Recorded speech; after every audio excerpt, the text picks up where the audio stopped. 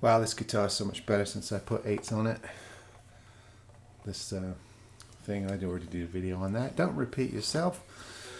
I've said on this channel so many times that unboxing videos annoy me. They really do. When I watch a video and they start unboxing, I hit the fast forward and go through.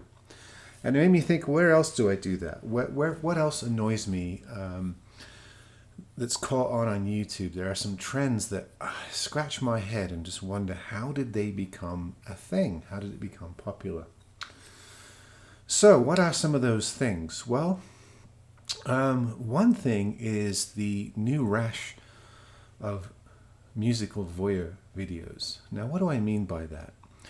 Well, you probably know what I mean when I explain it. There are different variations of this. I can't remember what album it was, but an album came out I really wanted to listen to, and I wanted to find a stream on YouTube to listen to the album. And I did find it, and I clicked on it, and it wasn't, the album artwork and a stream of the album. It was a video watching someone else listen to an album. And then I realized this is a thing on YouTube. These where you go and watch a video of somebody listening to an album for the first time. And I got about halfway through, I think, the second song, and I got tired of watching this guy's orgasm faces. Because he was listening to a band he really liked, and he was obviously thrilled with the sounds that he was listening to, and I just couldn't take it anymore. Just all of this euphoria, and I found a stream that just played the damn album. I didn't have to watch somebody else listening to it. And I realized after that there were lots of variations of this. There's the, you've probably seen the British guy, the British guitarist watches Alan Holdsworth or something like this. And you see a little video in the corner of the screen of Alan Holdsworth or whatever guitarist playing away, and the main part of the video is the British guitarist who's supposed to be some expert. And there are a few people that do this, so I'm not picking on one particular person.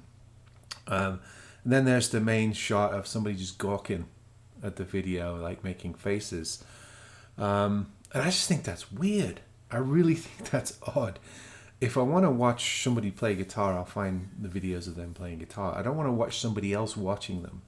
I don't know how that's become popular. It blows my mind.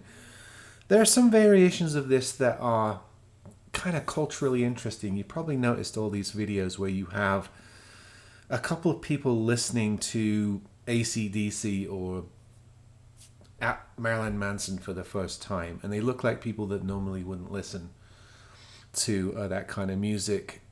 And the videos are kind of almost unwatchable to an extent, but there is that sort of cultural interest. We have two people who look like they're into rap or country watching or listening to music that they normally wouldn't listen to, and exposing themselves to that kind of music and showing us their immediate reactions.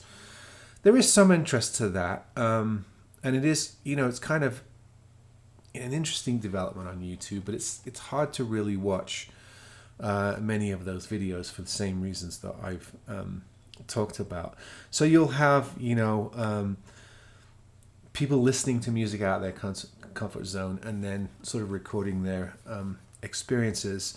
I've even seen one like heavy metal grannies or something like that, where two really snowy-haired mid-70s ladies listen to death metal, and they love it and they just get into it.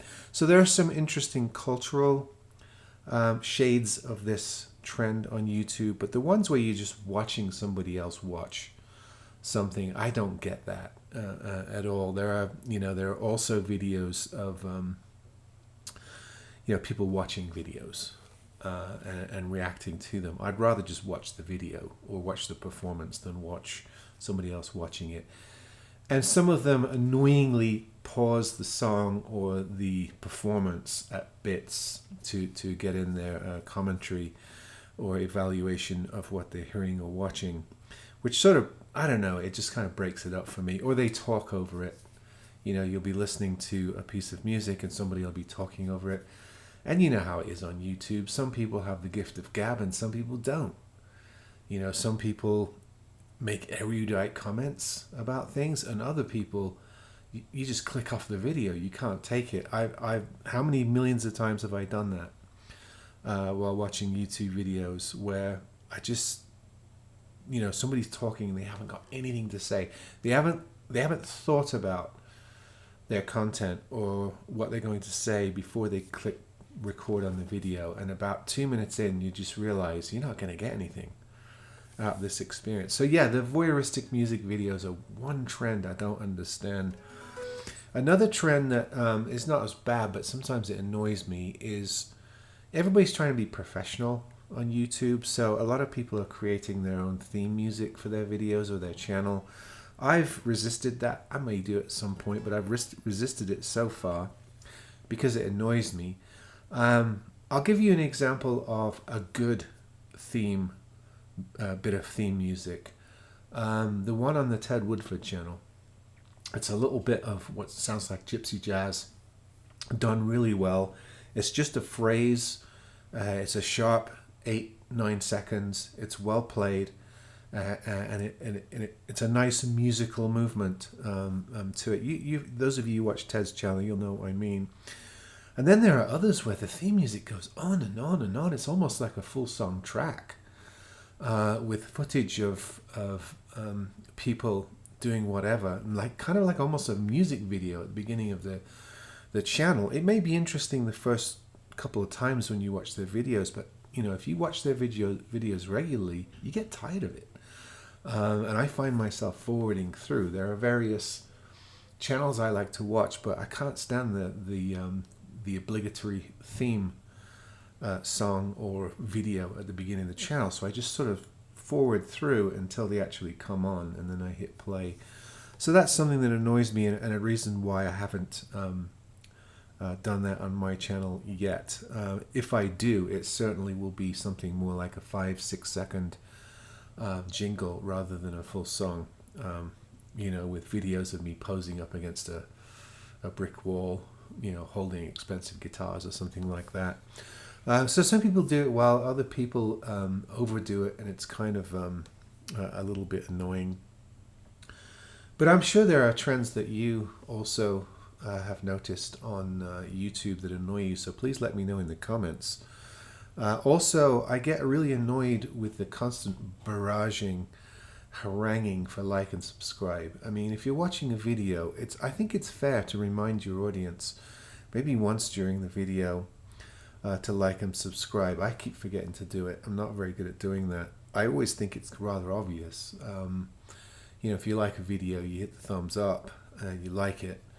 I mean, it's so ingrained in our culture now. Another thing is, why don't some of these content creators, as they style themselves, buy themselves a thesaurus, however you want to say it, and learn all of the synonyms for the word smash. You can hit the like button. You can press the like button. You can slap the like button. There are all kinds of ways you can express that, but everybody likes to use the same phrase, smash the like button, which nobody does, by the way. It's sort of hyperbole. It's an aggressive exhortation that you should punch the like button. It's almost violent in a way. And I realized that, it's, lingo catches on, glossary catches on, glossolalia rather, catches on YouTube, and we all sort of go to the same sort of catch sayings. And that's one of them that just makes me cringe. Also, the guys that are doing review videos, can you learn, please, some synonyms for the word awesome and amazing? Come on. There are some review channels that use that word, one of those two words. I'm guilty with amazing. I avoid the word awesome. I save that for things that are really awe-inspiring. But there are some people that say it 20, 30 times in a video. That really, it makes me wince a little bit. Now, this is something that probably won't annoy most of you. And those of you who are younger than me probably grew up with that word being sort of overused, and you don't even notice it. For me, it's jarring. So yeah, I wish some people would put some thought into, coming up with their own expressions, coming up with their own ways of talking about things. There are more examples of that pertaining to the guitar. There are lots of catchphrases that people come up with. You don't need me to go through them. Guitarists sort of all gravitate to the same way of speaking about guitars, if you know what I mean. My axe, man. And I really enjoy the channels where you get somebody who engages intellectually and comes up with their own, their own definitions for things. Again, I'm going to give Ted a shout out, 5 Watt World a shout out, because these are intelligent guys who put some real thought into their content, and try to craft it in a way that's appealing and unique, rather than just sort of pandering to popular tastes. I realize there are some reasons to do that. There's sometimes where you want to sort of fit in and use the same expressions and language as everybody else. I mean, this is a selling business, and you do want to appeal. But I do enjoy the channels where people have a bit of variance to the way they present things and talk about things. That's probably a bit snobbish on my part, but there you go. I'm trying to think about other things that annoy me. Of course, in the past, I've criticized YouTubers who put all of their energies and emphasis into the technical aspects of vlogging. So in other words, they'll have a slick produced, multiple camera angle, lots of editing, lots of jump cutting, lots of fades and dissolves. It's almost like professional TV quality editing, but they have absolutely no content, nothing. And I've said many times, and this continues to be my opinion, I'd rather see somebody with a poorly produced video with poor camera work. Bad audio is kind of annoying, but even that, if they've got something interesting to present and say, when I'm looking for videos, let's say about guitars to watch, I don't gravitate towards the slick video productions. I gravitate to the people that I have learned to trust, that I think present instruments, music, guitars in a meaningful and slightly unique way. They have their own sort of take on things. They have a personality or an intellect that is engaging to me. There are a lot of really, really popular channels that I watch once in a while, and I just can't figure out why they're popular. I can't even get through some of the videos of those channels because it's all pandering. The emphasis is all on slick production. It's all eye candy. I really like the channels that are engaging with what they're talking about and how they're talking about it. So there are some other little quirky trends on YouTube that are interesting. Those are the main ones that kind of get on my nerves, particularly the voyeur one and the unboxing one.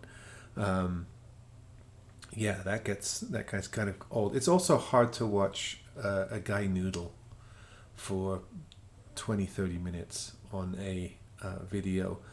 Those of you who've worked in guitar shops know what I'm talking about. I mean, it's cool to hear somebody who plays well and has great technique. And it's good for a good 5-minute blast or 2-minute blast. And a lot of people do this well, like Max's channel.